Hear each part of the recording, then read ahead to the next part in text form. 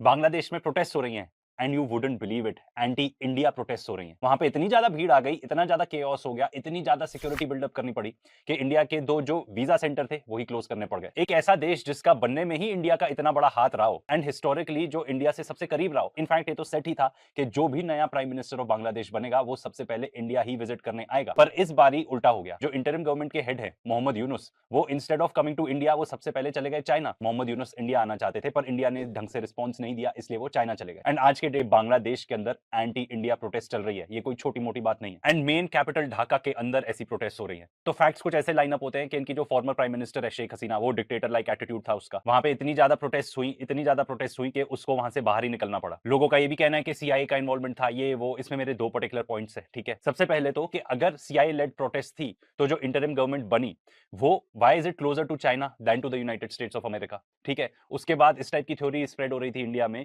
कि जो Saint Martin island है यूएस उसको चाहता था, शेख हसीना नहीं देना चाहती थी, इसलिए ये सारी प्रोटेस्ट हुई। पर सवाल ये है कि ये जो आइलैंड्स है इस पर किसका कंट्रोल है। ऐसा माना जाता है कि 1400 लोग मारे गए थे उन प्रोटेस्ट में। तो जब ये प्रोटेस्ट होती हैं एंड चीजें एकदम आउट ऑफ हैंड चले जाती हैं तब हसीना को एडवाइस किया जाता है by the army that she should flee, उनको निकल जाना चाहिए बांग्लादेश। तो सबसे पहले ऐसी टाइप की न्यूज आती है कि शायद वो लंदन चली जाएंगी, पर नहीं, वो आती है इंडिया। अब बांग्लादेश में क्या क्या हुआ वो भी जानना जरूरी है। बांग्लादेश में जो अवामी पार्टी है, जो शेख हसीना की पार्टी थी, उसी को बैन कर दिया गया। उसके बाद शेख हसीना के नाम का ही डेथ सेंटेंस आ चुका है बांग्लादेश के अंदर। शी इज वांटेड इन बांग्लादेश, क्योंकि उनको सजाए मौत सुनाई जा चुकी है। इसी के चलते प्रोटेस्ट हो जाती हैं बांग्लादेश के अंदर कि भाई शेख हसीना को लाओ, जो डेथ ऑर्डर मिला हुआ है उसके खिलाफ उसको एग्जीक्यूट कराओ। इस चीज के अगेंस्ट ही प्रोटेस्ट हो रही है। अब देखो डेथ सेंटेंस तो आ चुका है पर वो है इंडिया में, तो इंडिया से उसको एक्स्ट्राडाइट करना पड़ेगा, शेख हसीना को एक्स्ट्राडाइट करना पड़ेगा टू बांग्लादेश। बट इंडिया ऐसा कर नहीं रहा, तो जो डेथ सेंटेंस है वो इन्फोर्स ही नहीं हो पा रहा। तो अब बीबीसी बता रहा है हमें कि भाई ये जो शेख हसीना आई थी इंडिया, तो ये एक असाइलम सीख किया था उन्होंने, इसलिए आई थी। ऑफ कोर्स हमारी जो करंट गवर्नमेंट है उससे बहुत ही ज्यादा क्लोज थी, तो हमारी जो सरकार है वो इनको एक्स्ट्राडाइट नहीं करना चाहती। एक एलाई को सपोर्ट करने के लिए इंडिया कितना अपना डिप्लोमेटिक कैपिटल एक्सपेंड कर देगा। तो जो एक साउथ एशिया एक्सपर्ट है माइकल कुगलमैन, वो बता रहे हैं कि इंडिया के पास 4 ऑप्शंस हैं। सबसे पहले तो शेख हसीना को हैंडओवर कर दें, पर वो ऐसा करना नहीं चाहते, ठीक है। या तो फिर स्टेटस को बने रहने दें, मतलब जैसा है वैसे ही। पर ये इंडिया के लिए काफी रिस्की हो जाएगा, क्योंकि जो भी नई सरकार आएगी बांग्लादेश में इलेक्ट होके, वो फिर इंडिया को यही बोलती रहेगी, कोई भी मीटिंग होगी सबसे पहले यही होगा कि शेख हसीना को वापस करो, पर आप वापस नहीं करना चाहते। साथ में एक प्रॉब्लम ये भी बताई जा रही है कि शेख हसीना यहाँ पे बैठ के कोई शांति से तो बैठी नहीं हुई है, वो यहाँ से भी कोशिश कर रही है बांग्लादेश की पॉलिटिक्स में इंटरफेयर कर रही है। अब या तो इंडिया उनको फोर्स कर दे कि भाई आप शांति बनाए रखो, कोई ऐसे स्टेटमेंट या इंटरव्यू ना दो, जो वो एक्सेप्ट नहीं करेंगे। जो बची कुछ लाइफ है यहाँ पे अच्छे से गुजार ले, पर वो भी एक्सेप्ट नहीं करेंगी। और जो एकदम लास्ट ऑप्शन है कि भाई कोई और देश ढूंढ लो जहाँ पे शेख हसीना को भेज दें, क्योंकि यहाँ पे जो बोझ बना हुआ है एंड जिसकी वजह से आप अपने डिप्लोमेटिक रिलेशन बांग्लादेश के साथ अच्छे कर ही नहीं पा रहे, उस प्रॉब्लम को ही हटा दो। अगर आप इनकी बात सुनो तो ये बता रहे हैं Sheikh Hasina is a high maintenance guest with serious legal problems and security needs. तो इंडिया के बांग्लादेश से रिलेशनशिप काफी खराब हो रहे हैं इसी पर्टिकुलर रीजन से। मेरे से तो यही नहीं डाइजेस्ट हो रहा कि एंटी इंडिया प्रोटेस्ट हो रही है भाई कहीं। हम पाकिस्तान को ब्लेम करते रहते हैं कि वो टेररिस्ट नेशन है, कहां एंटी पाकिस्तान प्रोटेस्ट हो रही है, एंटी इंडिया प्रोटेस्ट हो रही है बांग्लादेश के अंदर। अनइमेजिनेबल। बांग्लादेश की जहां तक बात है तो ये बहुत ही लेसर नोन फैक्ट है, शायद ही कुछ लोगों को पता हो। इंडिया में टूरिज्म आज के डेट में इतना डाउन है, ठीक है। रील्स उठा के देख लो, गोवा पूरा खाली पड़ा हुआ है, जो कि है हमारा नंबर 1 टूरिस्ट डेस्टिनेशन।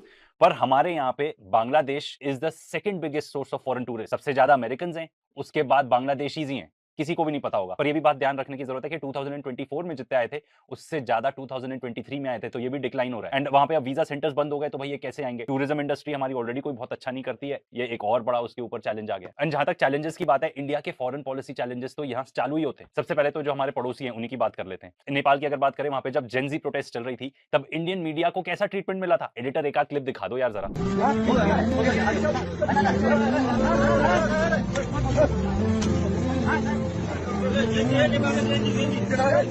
अब नेपाल भी चाइना की तरफ ही कदम बढ़ाते हुए दिख रहा है। नेपाल पार्ट है चाइना के बेल्ट एंड रोड इनिशिएटिव का। नेपाल जो हमेशा हिस्टोरिकली क्लोजर टू इंडिया था, वहां पे भी अब नेपाल में भी वही सेम चीज हो गई जो बांग्लादेश में हुई कि जो केपी शर्मा ओली थे नेपाल के प्राइम मिनिस्टर, जब भी कोई नया प्राइम मिनिस्टर इलेक्ट होता था तो सबसे पहले इंडिया आता था। इस बारी ये चले गए बीजिंग। इसके अलावा चाइना और नेपाल का जो बिजनेस रिलेशनशिप है वो भी बढ़ रहा है। चाइना ने नेपाल को लोन किया है $216 मिलियन अपना एक, ठीक है। अगर पाकिस्तान की बात करें तो आज के डेट में from what seems on the surface Pakistan diplomatically closer बन रहा है to United States of America. And अब आप बताओ कि हद इतनी पार हो गई कि Pakistan is closer to America, it is also close to China. साथ ही साथ पाकिस्तान ने नेटो स्टाइल डिफेंस पैक्ट भी साइन कर लिया सऊदी अरेबिया के साथ। अब भाई हम तो ऑलरेडी आपको बता चुके हैं कि Pakistan military is stronger than the Saudi military, तो ये एक्चुअली ज्यादा जरूरी था सऊदी अरेबिया के लिए। बट अगर मान लो कभी कुछ कॉन्फ्लिक्ट होती है बिटवीन इंडिया एंड पाकिस्तान, हमारा इंडिया का सबसे बड़ा आर्गुमेंट रहता है अरे वो तो तेल ही नहीं होगा उनके पास, तो भाई अब सऊदी के साथ ऐसी डिफेंस पैक्ट साइन हो गई तो तेल ही तेल है ना। एंड डिफेंस पैक्ट का मेन क्लॉज जो नेटो स्टाइल क्लॉज है वो ये है कि अगर एक पर अटैक होगा तो ये माना जाएगा कि दोनों पर अटैक हुआ। एंड ये भी हो सकता है कि पाकिस्तान सिमिलर टाइप के डिफेंस एग्रीमेंट्स बाकी अरब कंट्रीज के साथ भी कर ले। एंड मेरे ओपिनियन में कोई चांस ही नहीं है कि इन दोनों देशों ने, सऊदी ने और पाकिस्तान ने, ये डिफेंस पैक्ट साइन किया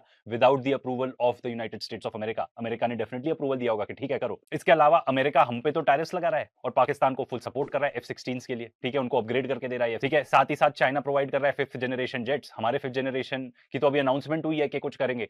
आई डाउट उसका कुछ होगा जब हमारे यहाँ पे तेजस का जो इंसिडेंट हुआ था एंड जो हम द फैक्ट कि हम एक जेट इंजन ही नहीं खुद बना पा रहे। हमारे पास अभी 5th जनरेशन जेट्स की अगर बात करें तो we are not getting them any time soon unless हम F-35 की डील कर लें अमेरिका के साथ। ऑपरेशन सिंदूर की बात करें तो हम काफी आइसोलेटेड थे। इजराइल जिसको हम अपना जिगरी मानते हैं उसने भी आगे फुल फ्लेजेड सपोर्ट नहीं किया, उसने भी ये बोला we are against terrorist attacks. And जहां तक पाकिस्तान की बात करें तो फिर चाइना, टर्की, अजरबैजान, इन तीनों देशों ने होल हार्टेडली आके पाकिस्तान को सपोर्ट किया। अब हम चिल्लाते रहते हैं कि भाई ये टेररिज्म फैला रहे हैं, टेररिज्म फैला रहे हैं, एंड वहीं पे पाकिस्तान बन जाता है को chair of United nation security council counter terrorism committee. बताओ, ऐसा भी जमाना होता था जब इंडिया अपनी डिप्लोमेसी इतने अच्छे से खेल लेता था कि पाकिस्तान को FATF की ग्रे लिस्ट में भी डलवा दिया। आज के डेट में ऐसा कुछ भी होना एक बहुत ही फारफेचेड ड्रीम लगता है। हालत तो ये हो गई है कि पाकिस्तान को काउंटर करने के लिए हमको तालिबान को इन्वाइट देना पड़ता है कि हम आओ हमारे देश में आओ, ठीक है, विच ऑल्सो आई बिलीव बहुत ही डेंजरस है। इस पर्टिकुलर वीडियो में हमने उसके बारे में बात भी की है। अब रशिया की बात करें तो ऐसा नहीं है कि रशिया और पाकिस्तान दोनों दुश्मन हो गए, जैसा कि हमारी मीडिया रिपोर्ट करती रहती है। पाकिस्तान के अंदर कोई सोवियत एरा का स्टील प्लांट है, रशिया उसको रिवाइव करने वाला है, ठीक है।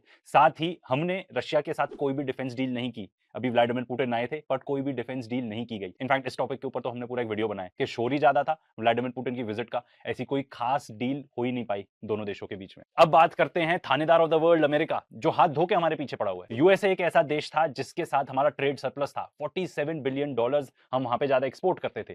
पर अब वो सब लगता है दरशाई होने के उस पर, क्योंकि कोई भी ट्रेड डील नहीं हो पा रही है। कितना भारी नुकसान है ये हमारे बिजनेसेस के लिए, I don't need to tell you, ठीक है। साथ ही साथ एक नेक्स्ट लेवल बुलिंग भी हो रही है। वहां के ही कुछ रिप्रेजेंटेटिव्स ये बात कर रहे हैं कि इंडिया का जो सर्विस सेक्टर है उसके ऊपर भी टैरिफ्स लगा दो। ये तो कैटास्ट्रोफिक हो जाएगा, बहुत, मतलब मैं बता नहीं सकता कितना नुकसान पहुंचेगा इससे हमारे इकोनॉमी को। क्राउन ज्वेल क्या है ऑफ द इंडियन इकोनॉमी, हमारा आईटी सेक्टर। एंड अगर सर्विस सेक्टर पर टैरिफ लग जाता है जिस तरीके से वो धमका रहे हैं, ये तो आके पब्लिक में ये बात हो रही है, प्राइवेटली तो और भी ज्यादा जोर देते होंगे, प्राइवेटली तो और भी ज्यादा बुली करते होंगे ये लोग इसी चीज को लेके कि भाई आपका जो आईटी सेक्टर है ना पूरा बैठ जाएगा हम अगर टैरिफ्स लगा देंगे तो इतने साल की मेहनत और इतने रिलेशनशिप है हमारे इजराइल के साथ, जो कि एक पराया स्टेट है, हमारी उनके साथ डील पे डील अनाउंस हो जा रही है, ठीक है। एंड पूरी दुनिया they are raising their eyebrows के ये हो क्या रहा है। तो भाई अगर इंडिया की फॉरेन पॉलिसी की बात की जाए तो बहुत सारे चैलेंजेस हैं, खास तौर पे आज की दुनिया में जब दुनिया इतनी ज्यादा डिवाइडेड है। एक तरफ नया वर्ल्ड ऑर्डर बन रहा है जिसके दो मेन सुपर पावर हैं, Russia and China, and BRICS है part of that new world order जिसका पार्ट है इंडिया। एंड एक तरफ आपके हो गए पूरा वेस्टर्न वर्ल्ड, मेजरली अमेरिका और उसके एलाइज। तो हम किस तरफ जाएं, ये इंक्रीजिंगली बाइपोलर होती जा रही है दुनिया में कॉन्फ्लिक्ट्स भी बहुत ज्यादा बढ़ते जा रहे हैं। क्या इंडिया अपनी जो नॉन अलाइनमेंट पॉलिसी है उसको अच्छे से इंप्लीमेंट कर पाएगा या इंडिया को अल्टीमेटली साइड्स ही लेनी पड़ेगी। चाहे जो भी हो, चैलेंजेस बहुत सारे हैं हमारी फॉरेन पॉलिसी के लिए and it needs to be taken very very seriously. मिलते हैं $1.12 बिलियन। एंड अब बात करते हैं हमारे सबसे बड़े एडवर्सरी, पाकिस्तान की नहीं बात हो रही, चाइना की बात हो रही है। अगर चाइना की बात करें तो हमारा ट्रेड डेफिसिट है $100 बिलियन का, मतलब हम जितना उनको एक्सपोर्ट करते हैं और जितना इंपोर्ट करते हैं, इसका जो फर्क ये है कि हम उनसे $100 बिलियन का सामान ज्यादा इंपोर्ट करते हैं। हमारे यहाँ पे रेयर अर्थ मिनरल्स हम निकाल ही नहीं सकते, पूरा चाइना से आता है। इनफैक्ट ये चीज तो चाइना पूरे दुनिया में ही कंट्रोल करता है, अमेरिका तक को घुटने टेकने पड़ गए हैं चाइना के सामने रेयर अर्थ के मामले में। ऐसा नहीं है बाकी दुनिया में रेयर अर्थ नहीं है, इंडिया में भी है, बट हमारे पास वो टेक्नोलॉजी नहीं है उसको एक्सट्रैक्ट करने की। अगर ईवीज की बात करें तो महिंद्रा का एग्जांपल ले लो, जितनी भी बैटरी लगती है हमारे यहाँ पे हमारी ईवीज में, महिंद्रा की ईवीज में फॉर एग्जांपल BYD की लगती है, तो अगर वो अपनी बैटरी भेजना बंद कर दे तो हमारी ईवी की फैक्ट्रीज भी नहीं चल पाएंगी। ड्रोन्स हमारे यहाँ जितने भी बनते हैं हार्डली कुछ बनते हैं, मुझे तो लगता है ज्यादातर रीपैकेज ही होते हैं, चाइना से बन के आते हैं, हम यहाँ पे रीपैकेज कर देते हैं और फिर बेच देते हैं। तो ड्रोन्स के भी जो क्रिटिकल पार्ट है वो भी सारे चाइना से ही आते हैं। फिर बात करें कि हमारे बॉर्डर डिस्प्यूट्स हैं चाइना के साथ, which is not going well. ये माना जाता है कि अरुणाचल प्रदेश में चाइनीज इंकर्जन बहुत ज्यादा है एंड वहां पे अलोंग द बॉर्डर्स इतने ज्यादा सेटलमेंट्स बना चुका है चाइना, ठीक है, एंड साथ ही साथ बॉर्डर रोड्स इतनी ज्यादा इंफ्रास्ट्रक्चर इंप्रूव कर चुका है कि we can not compete with them. अब तो रोबोट्स खड़े कर दिए भाई उन्होंने वहां पे अपने बॉर्डर पे, तो उनसे डिफेंस के मामले में कंपीट कर पाना तो बेवकूफी होगी। फिर हमारे यहाँ बात होती है कि हम पीओके ले लेंगे, तो भाई पीओके का सर्टेन पार्ट तो चाइना के पास ही है, कैसे लोगे। बहुत ज्यादा इस चीज के अंदर नहीं घुसेंगे क्योंकि हमने ऑलरेडी वीडियोस बनाए हुए हैं बताते हुए कि इंडिया कितना डिपेंडेंट है चाइना के ऊपर। एंड हमको हमेशा ये बताया जाता है कि हम कंपीट कर सकते हैं अगेंस्ट चाइना। क्या हम एक्चुअली कंपीट कर सकते हैं जब हम खुद ही उनके ऊपर इतने ज्यादा डिपेंडेंट है। एंड जहां तक इन्वेस्टमेंट्स की बात रही तो हमारे फॉरेन मिनिस्टर खुद ही कहते हैं that we need to look towards CDI। CDI क्या होता है, जैसे FDI होता है ना, फॉरेन डायरेक्ट इन्वेस्टमेंट, CDI मतलब Chinese direct investment into India. तो जब चाइना के पास इतना वेल्थ है, इतनी ज्यादा टेक्नोलॉजी है, ठीक है, तो हम उनके साथ कैसे compete करेंगे? उनके पास इतने सारे इंसेंटिव्स हैं, इतने सारे लॉलीपॉप्स हैं किसी को देने के लिए भी, लोग हमारे साथ अलाइन क्यों करेंगे इंस्टेड ऑफ चाइना? ये जरूर बात ठीक है कि जैसे श्रीलंका कर रहा है, मालदीव्स कर रहा है, ये बैलेंसिंग एक्ट के लिए इंडिया को भी साथ में एज एन एलाय रखेंगे, बट बैलेंसिंग एक्ट के लिए we can not outdo China in terms of investment.